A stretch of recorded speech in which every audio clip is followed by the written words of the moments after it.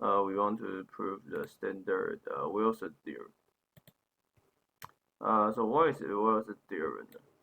So basically, suppose P is a prime number, and we want to say that P minus 1 factorial is divided by P.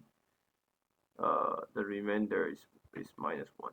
So basically, there is an example that when P equals to 2, then you see that so 1 factorial is 1, so 1 is equal to minus 1 in modulo 2. And then when P equals to 3, then 2 factorial is 2, right? So it's minus 1 modulo 3. When P equals to 5, then we have 5 minus 1 is 4 factorial is 24, and it's 5 minus its modulo 5 is minus 1.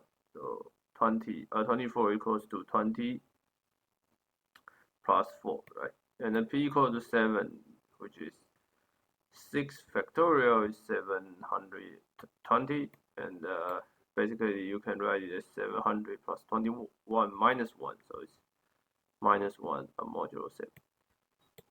So the standard proof is like we just build a 2 polynomial, right? The first one is called g of x, which is x minus 1 minus 2 up to x minus p minus 1.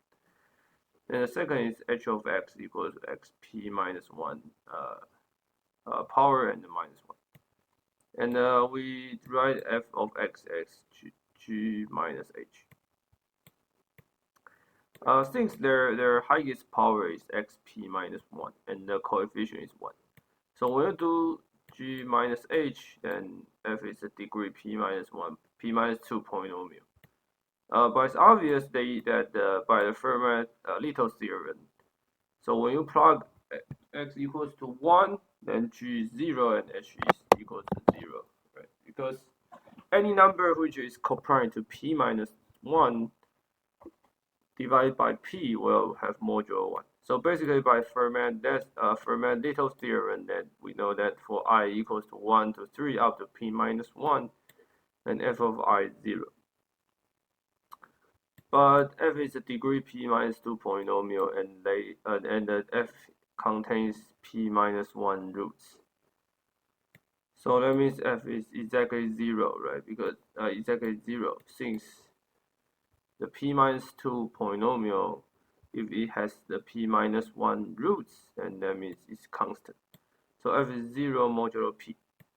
So basically, if you put I equals to 0 or x equals 0, then the equality should also hold. So when x equals to 0, x equals 0, then at left hand side is minus 1 times minus 2 and times up to minus 1 p minus 1. So basically you can see that this one is the g term, and h term is easier because your xp up to xp minus 1 xp minus 1 power minus 1, so x equals 0, then it's minus 1, and minus 1 is plus 1. So basically this term is plus 1, and then there's a minus 1 p minus 1 p minus 1 factorial equals to minus 1 modulo p. And then basically since p equals 2, we already proved the p equals to 2 cases, so any prime number which is not 2 is basically it's odd number, right? So p minus 1. Okay, so p minus 1 is even, so you get the p minus 1 factorial modulo p is minus 1. So basically the Wilson theorem can be proved by just use the Fermat-Little theorem. So this is a standard proof. I hope you guys enjoy this video. And yeah, hope you guys enjoy this video. If you like this channel, then please subscribe it. Thanks.